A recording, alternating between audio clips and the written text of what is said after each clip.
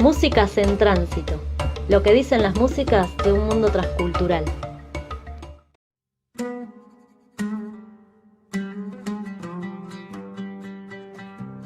Sustentada en un racismo biológico y cultural sin precedentes en la historia, la modernidad occidental se encargó de producir y al mismo tiempo biologizar, naturalizar y medievalizar la cultura de todos sus otros, mediante la invención de marcas fijas de raza y género que justificarán el lugar, el tiempo y la función que pasarían a ocupar en el mundo moderno colonial, es decir, en la división internacional, racial y sexual del trabajo requerida para el proceso de acumulación capitalista.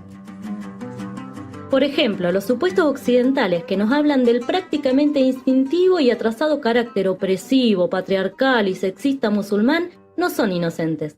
Por el contrario, han resultado muy funcionales en tanto contraparte necesaria a los relatos que suponen que en conjunto con la modernidad, la liberalización de la economía y el ascenso de la burguesía, las mujeres occidentales han adquirido mayores libertades, presencia y participación en la vida armónica del proyecto civilizatorio moderno. El largo siglo XVI dio comienzo al proceso de desarticulación de la hasta entonces hegemonía islámica por parte del occidente cristiano, afectando y al mismo tiempo interviniendo y produciendo en muchos casos las propias narrativas y concepciones de la propia teología islámica. Sin embargo, las imágenes dominantes y estereotipadas sobre la mujer musulmana no son inherentemente islámicas, sino que, más que eso, representan el proceso de intervención e infiltración de un tipo de patriarcado específico de alta intensidad propia al mundo moderno colonial occidental. Frente a la imagen oscura que estos relatos han construido acerca del rol de las mujeres en la cultura islámica, puede resultar interesante echar un vistazo al lugar que éstas han ocupado en aquel mundo sonoro que aún no había presenciado el genocidio epistemicidio contra musulmanes y judíos que significaría la conquista de Al-Ándalus. ابن زيدون على فصله يعشق قضبان السراويل.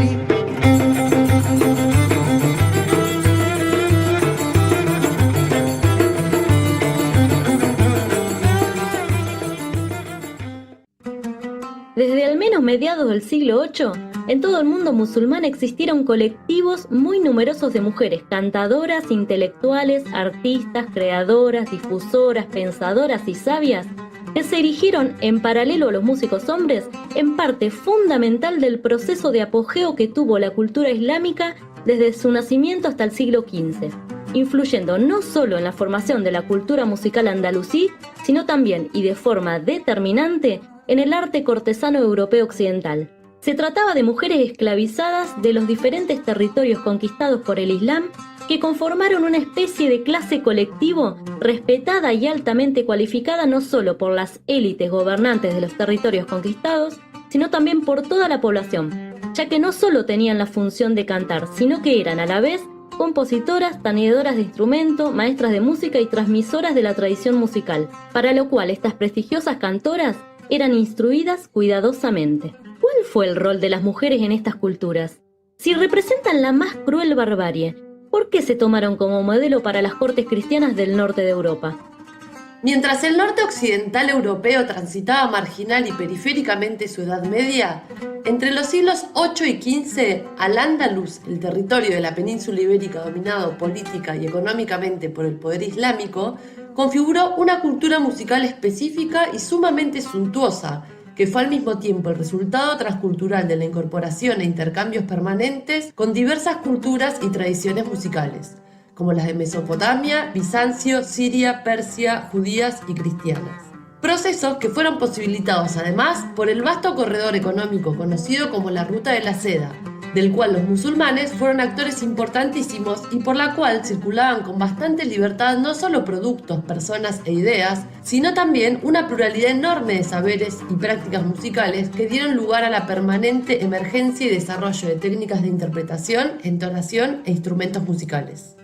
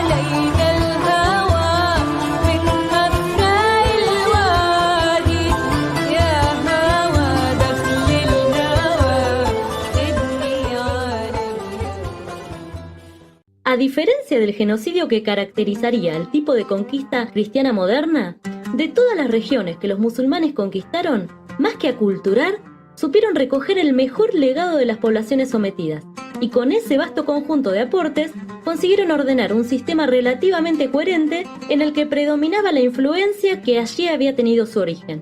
Por supuesto, la tolerancia islámica tenía sus límites. Sin embargo, resulta interesante que para el primer gran filósofo político islámico, Al-Farabi, la guerra como fin en sí era el vicio supremo. Por ello, se entendía que el gobernante supremo, después de haber dominado a una ciudad o a una nación, debía inmediatamente crear las condiciones de la amistad, la justicia, el trabajo apacible, la persuasión y el libre consentimiento. En cierto sentido, fue tal filosofía política la que permitió que en Al-Ándalus convivieran, aunque de forma contenciosa y litigante, no solo hombres y mujeres, sino también poblaciones muy heterogéneas entre sí, como musulmanes, cristianos, judíos y gitanos, carácter que se manifestará también en la elaboración sonora de las músicas allí producidas. Esta actitud de tipo integradora fue de hecho la que permitió que, hacia el siglo VIII, el nuevo imperio sobrepasara a los otros pueblos en ciencia, tecnología, medicina, matemáticas, óptica, astronomía, urbanización, desarrollo de las técnicas en agricultura e irrigación, convirtiéndose en un modelo de sociedad. El Islam como religión aportaría a los territorios una gran unidad basada en el elemento religioso, pero al mismo tiempo una gran diversidad que, a diferencia de lo que solemos suponer, respetaba las peculiaridades de las diversas civilizaciones. Por otra parte, según Valcárcel y Rivera de la Fuente, en el relato coránico, Alá no crea a la mujer a partir de la costilla del varón, sino que crea a toda la humanidad con iguales derechos y deberes. Siendo así, el Islam es la única de las tres religiones del libro que incluyó la idea fundamental de la igualdad entre hombres y mujeres, los derechos de la mujer y la justicia social. En este sentido, según Grofogel, el Islam se opone al dualismo trinitario y enfatiza en el principio del tawhid, de la diversidad dentro de la unidad, oponiéndose a cualquier versión de unicidad homogeneizadora. Será por ello que, con su llegada al poder, los saberes y prácticas preexistentes, así como el importante rol que ocupaba la mujer en la producción musical en todo el territorio semita, no fueron exterminados. Es que, diferente a lo que pasó con la Casa de Brujas moderna occidental, aquí no había por qué eliminar la diferencia. Hablemos de dos conceptos islámicos. Quiero hablar desde el lugar desde el que se nos impone el silencio y la imposibilidad de hablar. Y ello creo que constituye un ejercicio fuertemente transgresor. Quiero hablar del concepto del sabr, del concepto islámico del sabr. La perseverancia, la determinación y la paciencia en la lucha contra las injusticias. Y quiero hablar del concepto de tawhid, la unificidad de Allah, que nos enseña que no hay un otro separado de nosotros. Que los otros no son la anulación de nuestro ser, la negación o la antítesis de lo que somos, como en la concepción occidental, y que por ello se justifica su aniquilación. Con el tawhid, sin embargo, los otros son la más absoluta afirmación y confirmación del mismo, de nosotros. Que tú, que yo, la naturaleza y todos los seres vivos, todo y todos formamos parte de la vida. Formamos parte de lo mismo y que por lo tanto nos construimos y crecemos conjunta y mutuamente. Dejemos entonces de hablar en los términos en los que quieren que hablemos y de pensar como quiere el sistema que pensemos como condición urgente y necesaria para abrir las posibilidades de transformar el mundo en un lugar más justo y más igualitario. Gracias. Por no existir en esta cultura el dualismo negacionista de la tradición occidental, aunque los hombres tuvieran privilegios y dominio por sobre las mujeres, éstas podían ocupar importantísimos lugares y funciones en el espacio social. En tal sentido, no es un dato menor que estas sociedades reconocieran el derecho al divorcio, a la propiedad y a la herencia de las mujeres 1400 años antes que lo hiciera el occidente cristiano. Tampoco lo es el hecho de que las mujeres se desempeñaran como músicas profesionales no solo en tabernas, ferias y posadas de los ambientes populares, sino también en el ámbito cortesano, así como en todo acontecimiento de la vida social, como bodas, fiestas de circuncisión y funerales, encargándose además de transmitir y difundir la mayor parte de su música no solo por el mundo musulmán, sino también en las cortes cristianas. No sorprende entonces que el momento de mayor esplendor de la cultura musical cortesana en ambos mundos, el cristiano y el islámico, coincidiera con el momento de mayor apogeo de las esclavas cantoras, quienes adquirieron la mayor relevancia en la producción musical de este periodo.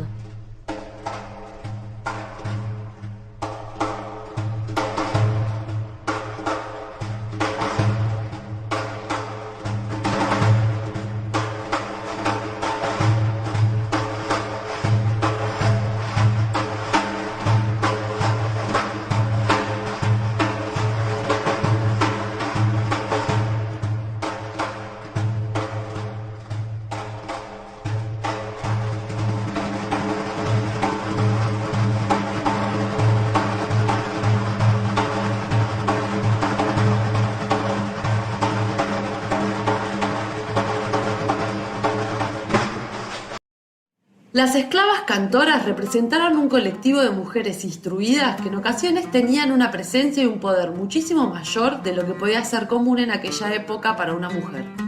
A las quián, al pertenecer a las familias nobles, se les permitía presidir reuniones y animar asambleas, gozando por tanto de cierta libertad en los medios intelectuales.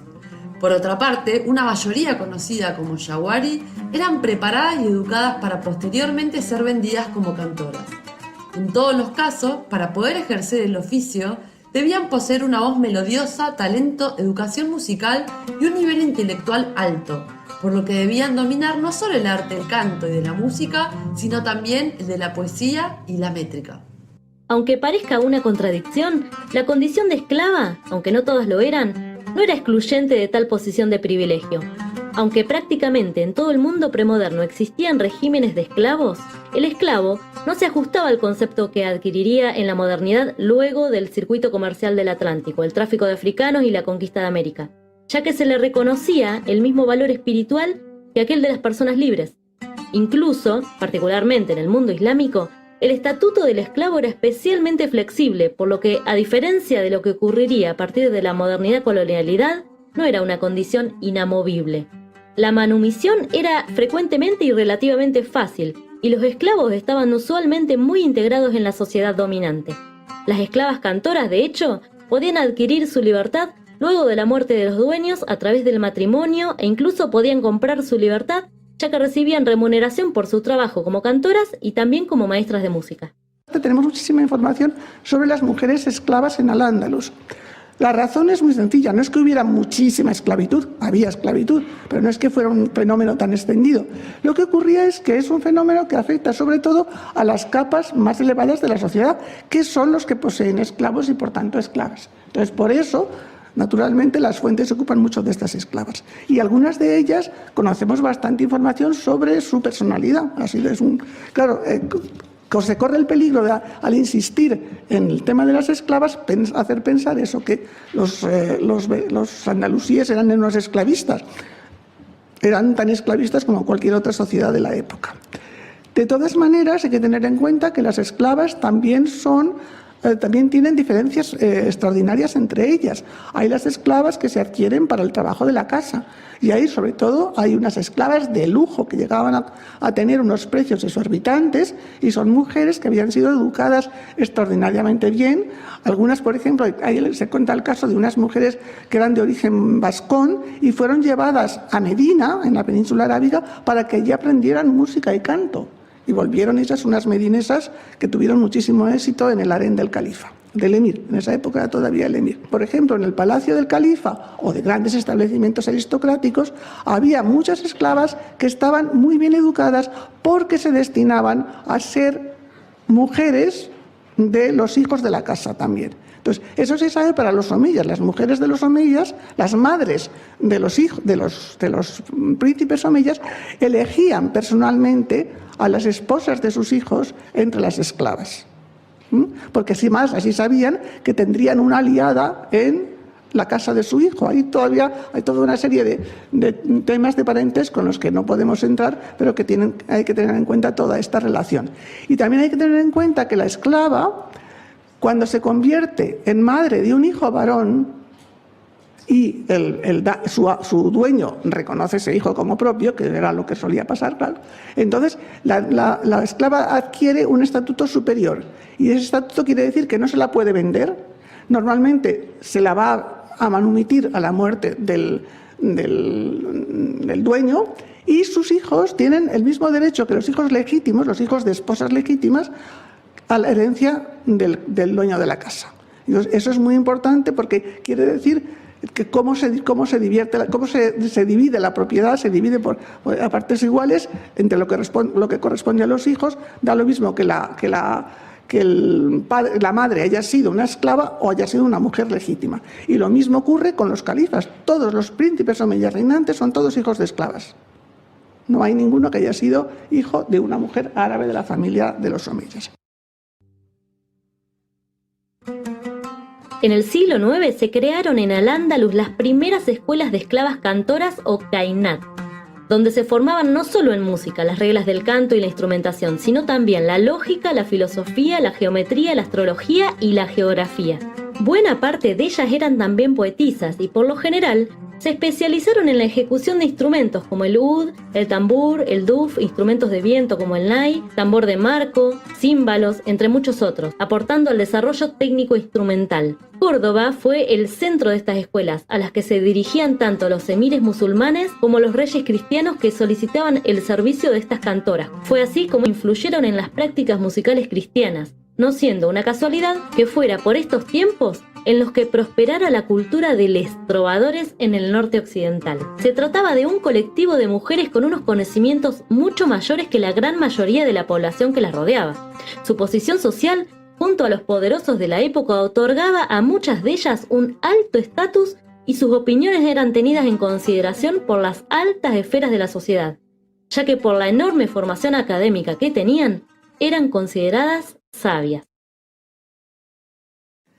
Como vimos tanto los estereotipos actuales, que nos presentan a los musulmanes como pueblos inferiores, incivilizados, bárbaros, salvajes, primitivos, subdesarrollados, autoritarios, patriarcales y terroristas, como así también la incluso más potente imagen de la mujer musulmana oprimida, subyugada, analfabeta, sumisa y sin agencia, están inevitablemente mediados por los discursos islamofóbicos que emergieron con el advenimiento de la modernidad occidental. Para que esta, y junto a ella el orden jerárquico capitalista, patriarcal, racista y colonial, además de concretarse, se pudiera presentar como el único orden posible e incluso al que todos deberíamos aspirar, fueron necesarios la materialización no solo de los genocidios y epistemicidios contra indígenas, americanos, africanos, subsaharianos, mujeres y andalusíes, sino también la configuración de un racismo, sexismo epistémico que permitiera hacer creer que ese orden había sido consensuado por todos.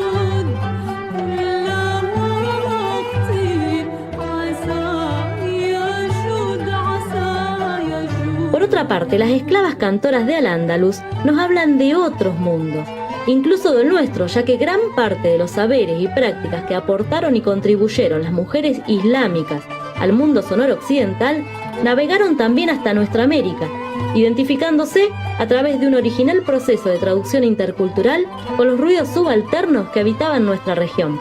Músicas que en permanente tránsito por el sur global configuraron también nuestras sonoridades populares, posibilitando hasta hoy pronunciarse a voz en grito y a cuerda en mano a todas aquellas que no tenían voz. Se trata de saberes y prácticas de feminismos islámicos que en diálogo con los feminismos del sur emergen y reemergen para recordarnos que otras formas de otredad y diferencia, de unidades y diversidades han sido y pueden ser posibles.